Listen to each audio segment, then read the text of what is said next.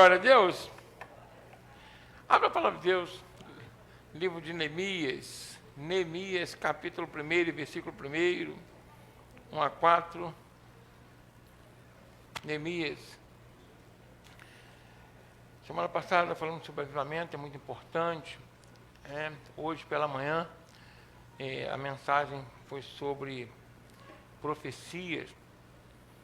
Toda profecia deve ser provada, né? Enquanto você procura, a gente só faz um resumo. Toda profecia deve ser testada.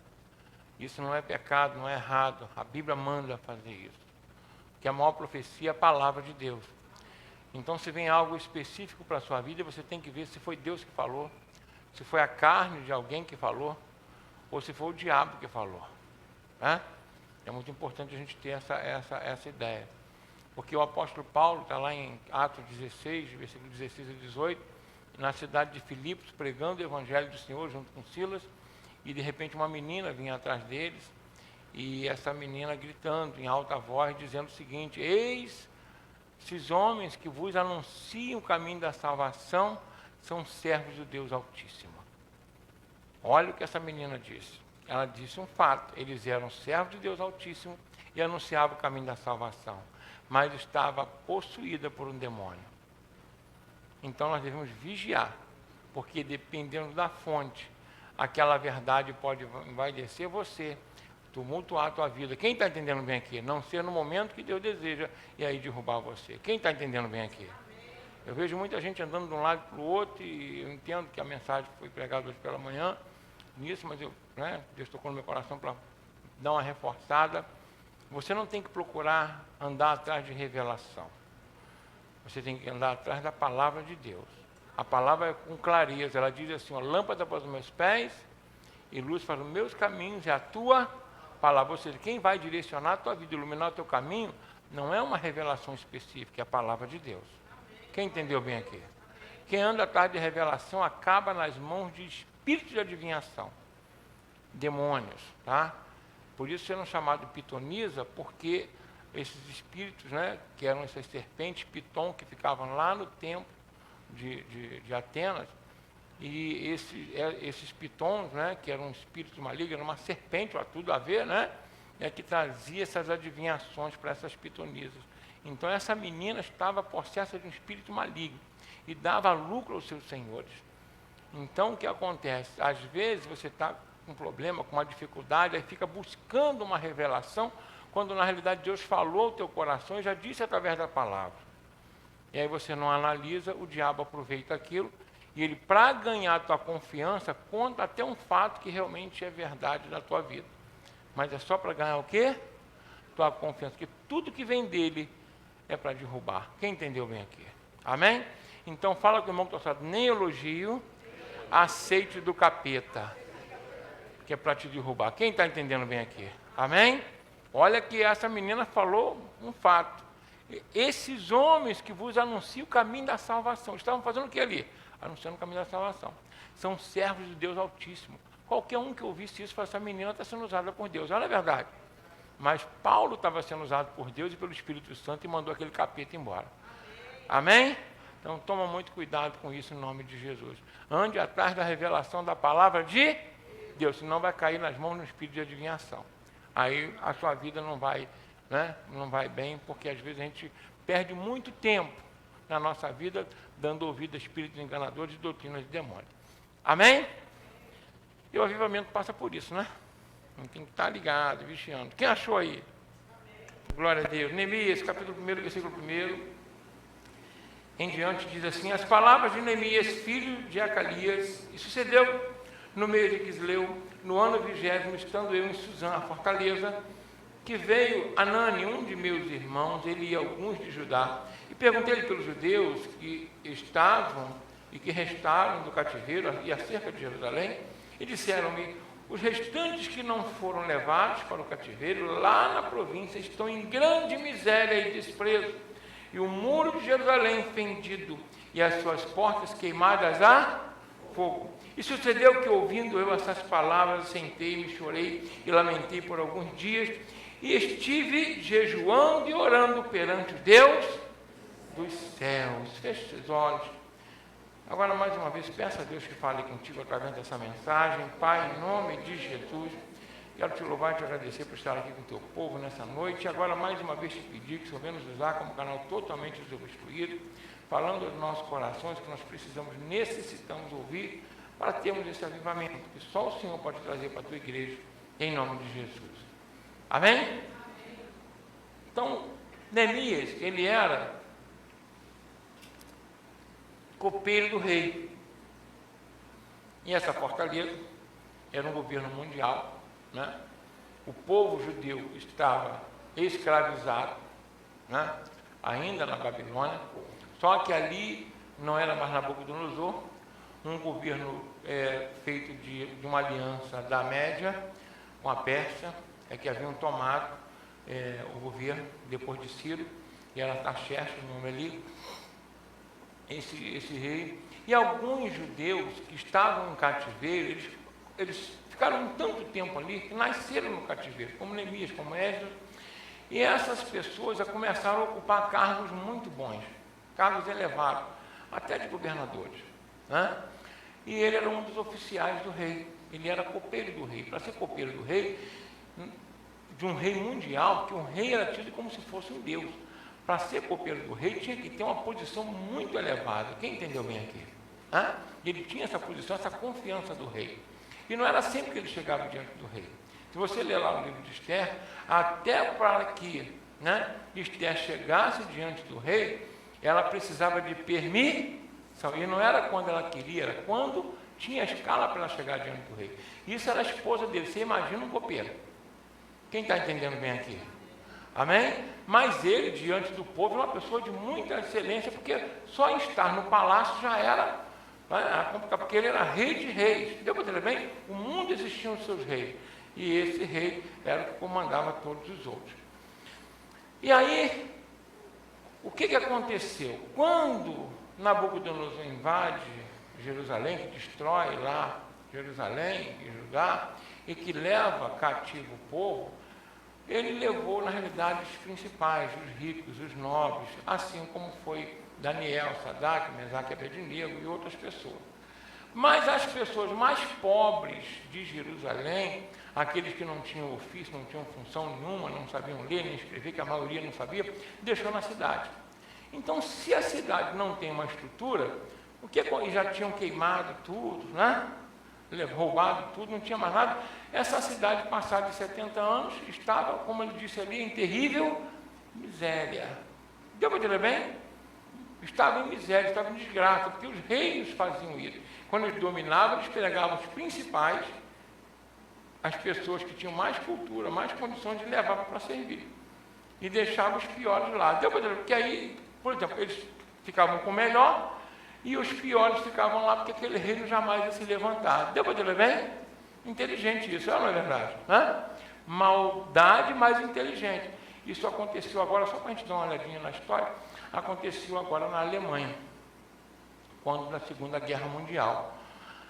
A tecnologia nazista era tremenda, ela subjugou o mundo inteiro. Um país pequenininho, com um efetivo de exército muito menor do que as coligações, e subjugou o mundo. Era várias frentes de batalha, as suas armas eram automáticas e semiautomáticas, os seus tanques eram encoraçados, eles tinham um sistema que guiava os aviões, aquelas bombas voadoras de Hitler, como caíram em vários lugares. Elas eram uma tecnologia que o mundo ficou, vamos colocar assim, muito mal com isso, e não conseguiu enfrentar. Quando terminou a guerra, que a Alemanha perdeu, sabe o que aconteceu? Ela foi dividida em Alemanha Oriental e Ocidental. Você lembra disso? O muro caiu há pouco tempo. Na Alemanha Ocidental, o que aconteceu? Os Estados Unidos foi lá, como ganhou a guerra, levou 1.600 nazistas que eram engenheiros, deu para ver bem? Que eram técnicos e que eram cientistas para os Estados Unidos. E aí começou a ter o chamado visto inteligente. Os russos pegaram todo o equipamento, toda a estrutura e levaram para os seus próprios cientistas dissecarem lá e fazer. Por isso a corrida na chamada Guerra Fria, os dois países conseguiram atingir aí,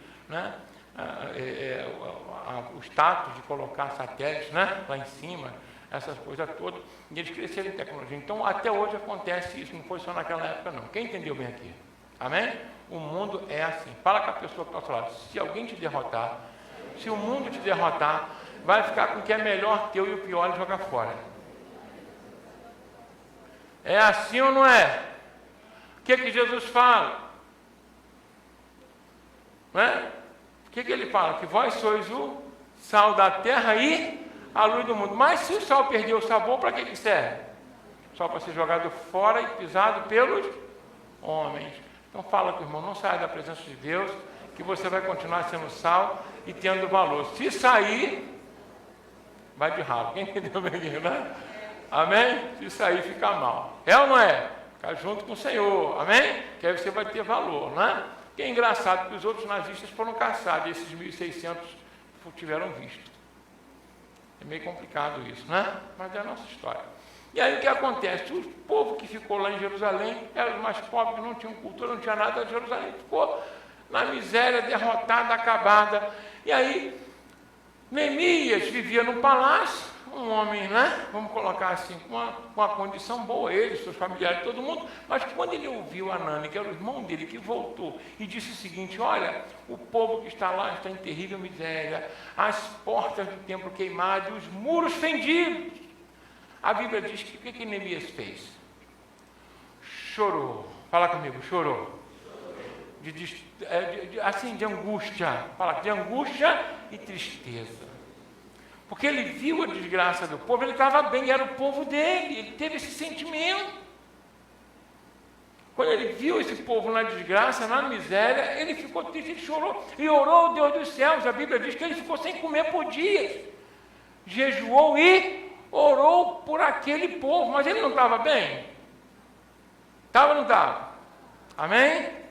E aí o que ele fez? Se você der seguimento à oração, você vai ver que ele começou a falar assim: ah, Senhor Deus dos céus, esse é o teu povo. Ele começa a falar: esse é o teu povo, que o Senhor fez promessa, tirou do Egito, o Senhor tirou da escravidão, levou para lá, eles são conhecidos por ser o teu povo, e agora estão na miséria, estão na desgraça, se bem que tudo isso aconteceu. Aí ele fala: porque nós pecamos, nossos pais pecaram contra o Senhor, por isso essa desgraça aconteceu na nossa vida. Quem entendeu bem aqui? Amém? Ele orou, chorou, jejuou e orou confessando os seus pecados e o pecado do povo dele. Mas aí ele fala assim: Senhor, tudo bem, nós que erramos, vacilamos, nós não merecemos, mas me dá graça diante desse homem que era o rei. Porque ele tinha um desejo ardente de reconstruir a cidade, mas um homem só, como é que ele ia fazer isso? E aí a Bíblia diz que ele pede, orando a Deus, oportunidade para conversar com o rei. Deixa eu falar aqui para você, eu estou contando esse fato para você ver, né, como foi a vida mais ou menos de Neemias, bem rapidinho. Aí a Bíblia diz que depois de 3 meses, ele consegue uma audiência com o rei, porque ele vai servir ao rei. E você sabe que o copeiro do rei, o que fazia primeiro? Tinha que fazer o quê? Provar, porque senão, né? Se o rei morresse, ele morria junto, não é verdade? Mas também, ele, quando ele chega para servir ao rei, o rei estava sentado, a rainha estava ao lado do rei. E ele vai, está lá no capítulo 2, ele vai e se apresenta com o rosto triste. Muito triste. E o rei olha para ele e fala assim: essa tristeza foi do coração. Por que você está triste? Deixa eu falar uma coisa para você: o copeiro do rei, quem servia ao rei, não podia se apresentar triste diante do rei. Senão ele poderia, no mínimo, ser açoitado, preso, perder a posição e morto. Quem entendeu? O rei já tinha muito problema para poder se preocupar com o problema dos servos. Quem entendeu bem aqui? Era assim mesmo. Isso é história, é sério isso. Então ele arriscou a vida dele se apresentando o quê? Triste, mas essa tristeza era falsidade ou era real? Porque ele havia chorado antes, havia jejuado, pedido a Deus a oportunidade, agora ele chega diante do rei, e aí o rei fala assim: o que está acontecendo contigo que você está triste, rapaz? Esse coração triste, imagina as pessoas em volta olhando o rei falando isso para ele. Mas ao invés de ele se intimidar, o que ele fala? Como eu posso estar alegre, de maneira até poética, se a cidade em que está o sepulcro dos meus pais, O templo do nosso Deus está, né? Vamos colocar essas portas queimadas, destruídas, e os muros fendidos. Aí, vou falar com você o seguinte: por que ele falou? Por que ele não falou Jerusalém? Por que ele não falou? Porque, fala com o irmão que está ao seu lado, um avivamento passa pela inteligência também. Vamos raciocinar que não dói. Quem entendeu bem aqui? Existia um decreto que era proibido reedificar aquela cidade, porque o povo devia sido muito rebelde. Quem entendeu bem aqui? Seria maldito quem tentasse reedificar a cidade. Ele sabia disso, então existiam muitos inimigos dos judeus. Deu para entender bem? Muito. Então ele não podia falar o nome de Jerusalém. Deu para entender bem? Então o que ele fez? Ele, sabendo que o rei Artaxerxes, ele tinha um sentimento pelos mortos, um sentimento pelas, deu para entender bem? Pelos antepassados, ele foi lá e tocou no coração do rei. Deu para entender bem? Amém? Fala com a pessoa: quando você chegar diante de Deus, peça a Deus algo específico e a sabedoria de Deus para mim correr atrás do prejuízo. Amém ou amém? Para ser abençoado. Amém ou amém? Então olha só, olha que jogo que ele estava ali no meio de poderosos, ele pequenininho, e tinha aqui, ó, pisando em ovos com sapatinho de vidro, né? Igual a Cinderela. Quem entendeu aqui? Né? Aí ele fala: a cidade, como é que eu posso estar feliz, alegre, essa cidade do sepulcro dos meus pais estarem, né, toda arrebentada? Aí o rei fala com ele assim: o que você quer? O que você precisa? A Bíblia diz que nesse momento, entre esse versículo e outro, ele diante do rei, a Bíblia diz que ele fala assim: e eu orei ao Senhor. Você imagina ele olhando para o rei? Quem já esteve na situação dessa aí? Né?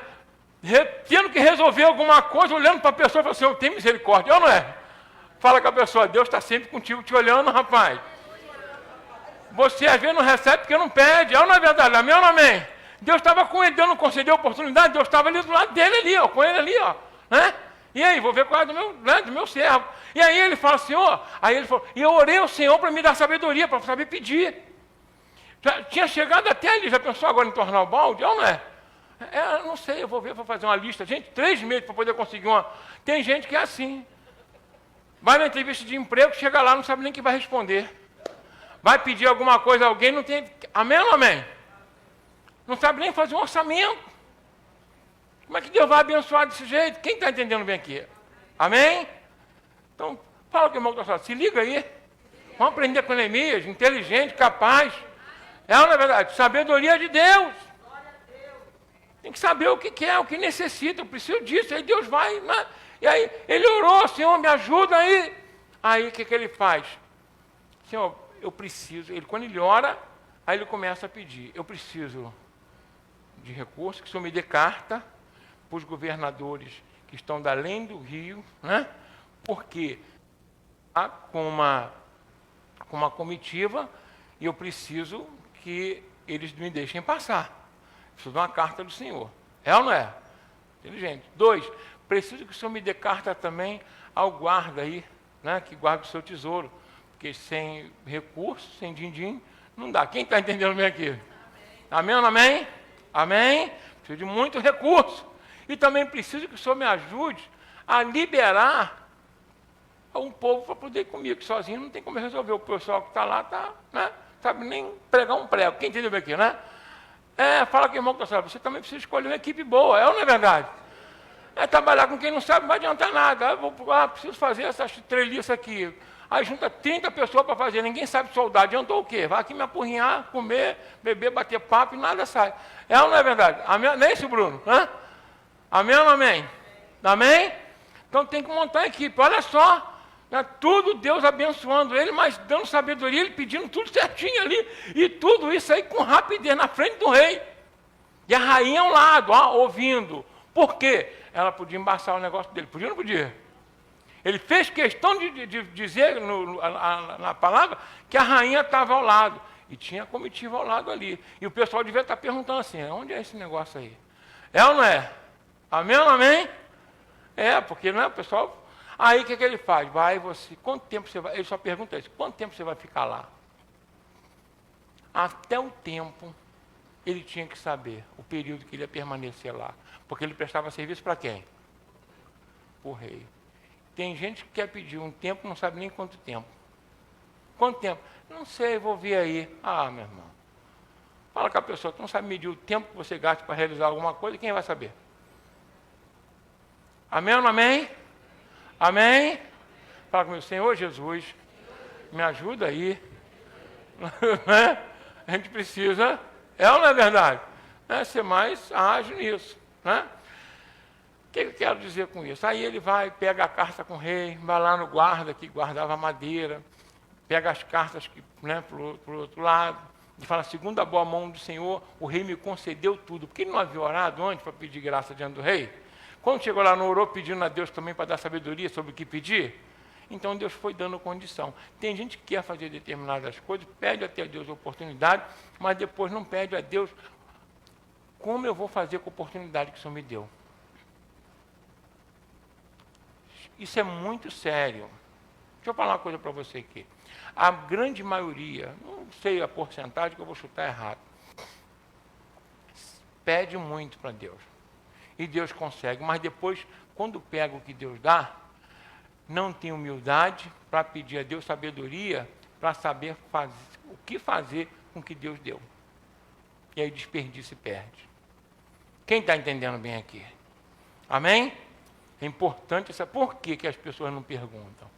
Quem pode me dizer isso aí? Fala comigo, por que as pessoas não perguntam? Quando Deus dá a bênção, não é para ele direcionar o que fazer com o que ele deu. Porque, na realidade, a partir daquele momento, a pessoa acha que já é dono do que recebeu. Não quer que Deus direcione mais. Quem sabe sou eu. É ou não é verdade, gente? Fala que o irmão está pensando que engana Deus? Não pode enganar, não. É ou não é? É ou não é? Tem pessoa que fala assim, pastor, será que eu tenho que dar o dízimo disso ou daquilo? Eu disse, isso é contigo, meu irmão. Eu não tenho nada a ver com a tua vida, não. Quem entendeu? A gente, né, todo dia você ouve palavra aqui, isso é contigo. Amém ou não amém? Amém? É com você e Deus. A igreja não tem nada a ver com isso. Dízimo e oferta para te abençoar. Quem entendeu bem aqui? A casa de Deus não precisa de esmola. Amém? Ela precisa de Deus tocando corações para se manter e fazer o trabalho que Deus deseja. Quem entendeu bem isso aqui? Amém? Não é só para a gente contrapor aqui rapidinho. Quem é que deu todo o recurso para Neemias? Então, quem é que deu até o povo para Neemias levar para reedificar lá os muros? Quem deu aquela posição que Neemias tinha? Então, como é que Neemias estava pensando em que ele estava fazendo alguma coisa? Não. Quem entendeu bem aqui? A mesma coisa eu e você. Amém ou não amém? Tudo vem de Deus. E das mãos dele nós damos. Amém? Glória a Deus? Isso é importante. Então, presta bem atenção no que eu vou falar. Neemias vai, pega tudo aquilo e parte para a cidade, aí depois você sabe que tem Sanbalate e Tobias no meio do caminho. Né? Sempre quando Deus te dá uma coisa que abençoa, que concretiza, um Sanbalate e Tobias vai se levantar. Quem entendeu? Fala com a pessoa, está cheio de Sanbalate e Tobias aí. É ou não é? Cheio de gente querendo botar tropeço, amarrar a tua vida, isso não dá, não vai conseguir, para que você está fazendo isso? Tem gente que aí você está vindo à igreja, está se envolvendo, a pessoa, para que está perdendo tanto tempo? Você não vai arrumar nada na tua vida desse jeito? É ou não é verdade? A pessoa não consegue e não quer que você consiga. Quem está entendendo, diga amém? Né? Então, para aí com isso, né? Segue o teu caminho. Mas deixa eu falar aqui para os irmãos aqui. O que tem um avivamento a ver com isso? Tem tudo. Não vem avivamento sem compaixão. Não vem avivamento sem empatia. Não tem avivamento sem você botar a mão na massa e realmente se arriscar pela vida do teu próximo. Quem está entendendo bem aqui? Neemias estava confortabilíssimo. Deu para entender bem? Bem financeiramente, com posição, mas ele saiu da posição dele para viajar quilômetros, enfrentando perigo, colocando em risco o trabalho dele, a posição dele, para abençoar outras vidas. Por isso houve um grande avivamento naquele período e ele conseguiu reconstruir os muros. Quem está entendendo bem aqui?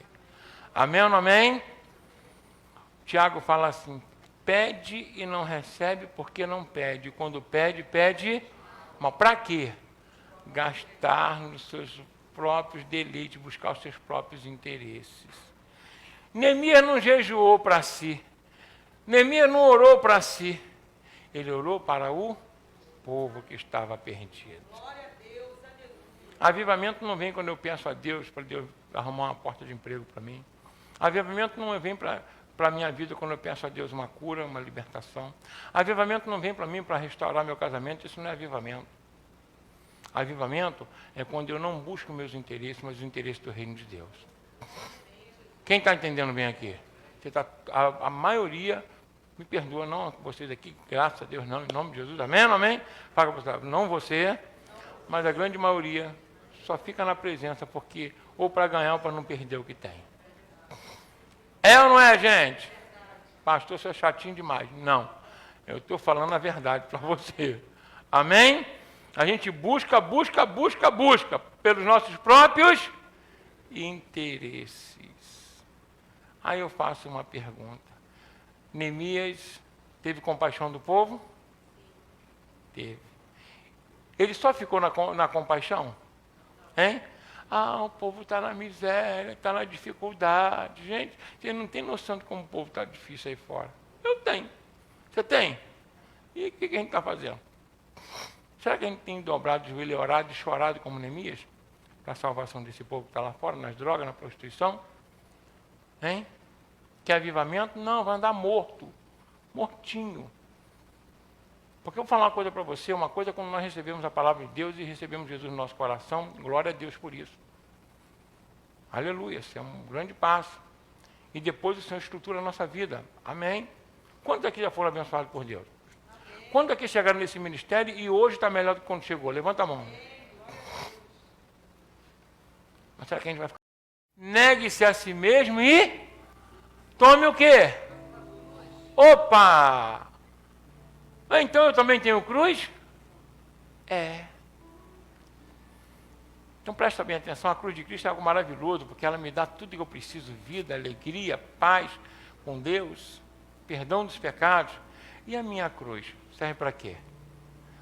Para trazer alegria, paz, salvação para a vida das outras pessoas. Quem entendeu o que eu estou falando aqui? Por isso ele fala, tem que tomar a sua cruz, assim como ele, negar a si mesmo, não buscar os próprios interesses, mas os interesses do próximo. Então a cruz de Cristo é muito fácil, gente, né? Ir até a cruz. Oh, glória a Deus, que eu só tenho vantagem. Mas carregar a minha cruz significa carregar os pecados, as dificuldades, os problemas do próximo. É arriscar a minha vida em prol do próximo. Quem está entendendo o que eu estou falando aqui? Igual Neemias fez. Ele arriscou a própria vida. E detalhe, Neemias saiu dali e foi para Jerusalém reedificar os muros, inimigos lá. A Bíblia diz que o povo não tinha dinheiro que comer, ele pegou do particular dele para alimentar o povo.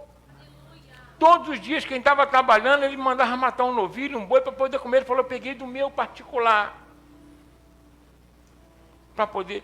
Então, o meu e o teu sacrifício tem que ser igual ao sacrifício de Cristo. Quem entendeu bem aqui? Para que outras pessoas sejam salvas, senão não tem avivamento. Muito crente vai ficar na igreja querendo crescer, querendo melhorar, e vou falar uma coisa para você, mortinho, mortinho, mortinho. Eu até brinco, mas é uma verdade, só falta botar na encruzilhada uma farofinha. Mas está lá mortinho. Quem entendeu bem aqui? Amém ou não amém? Hã? Quanto maior, maior aquele negócio, né? No meu caso, ia ter que ser um tachão grandão, né? Mas é verdade.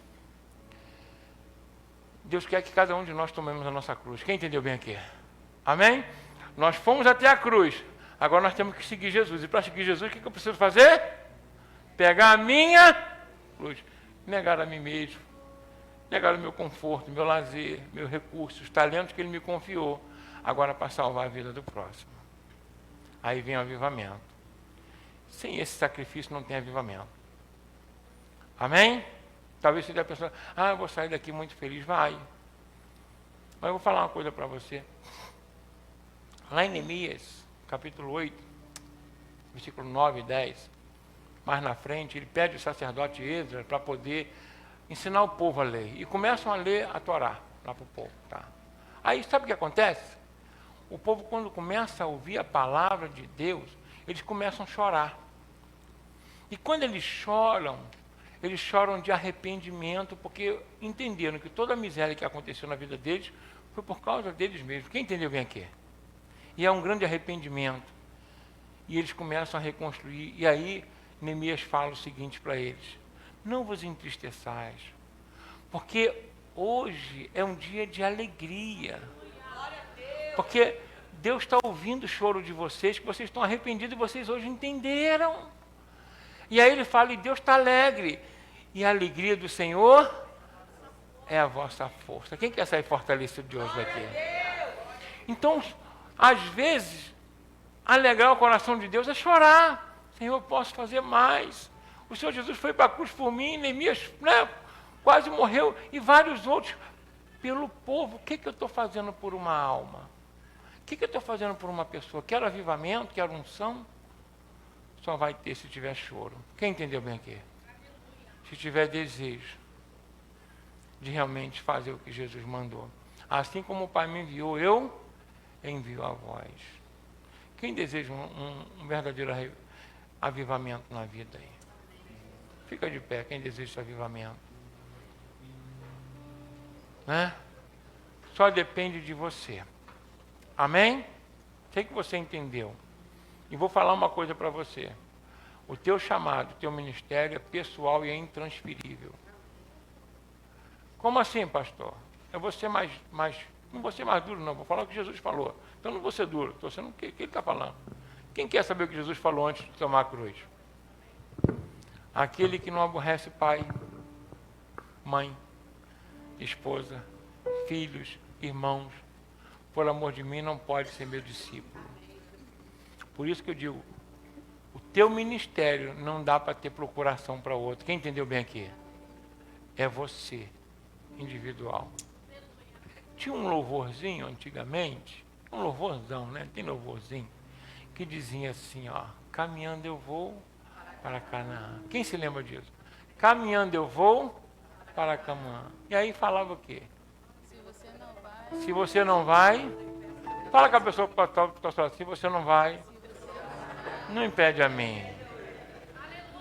Aí ia mais fundo depois, falava o quê? Se meu pai não for, não impede a mim.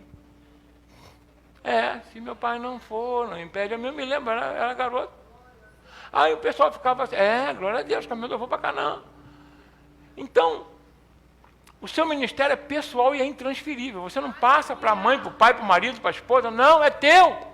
Se os dois estiverem na mesma caminhada, glória a Deus, aleluia. Louve a Deus, teu marido, tua esposa está te ajudando. Mas se não for, cai dentro, pega a tua cruz, ó. Que mais tarde ele vai ou ela vai também. Quem entendeu bem aqui? Amém? Amém ou não amém? Quem falou isso, pastor? Jesus. Tem alguma reclamação? Boa sorte. Entendeu? Pode falar com ele. Amém? Quem quer avivamento? Então, glória a Deus bem alto. Então, eu quero chamar você hoje aqui para você fazer um pedido a Deus, mas um pedido como Neemias fez. Deus quer conceder grandes oportunidades para a tua vida. Até para ganhar dinheiro, recursos, chegar diante de autoridades, mas tudo isso para você honrar e glorificar o nome do Senhor com teus talentos, tua capacidade que você é. Quem está entendendo bem aqui? Amém? Deus pode transformar você num grande empresário, governador, como Neemias foi, não tem problema. Mas tem que saber que tudo que Deus colocar na tua mão é para quê? Quem quer glorificar o nome do Senhor? Dá glória a Deus bem alto. Tem muita gente aí fora, muitos irmãos nossos que estão em miséria ainda e precisam de você.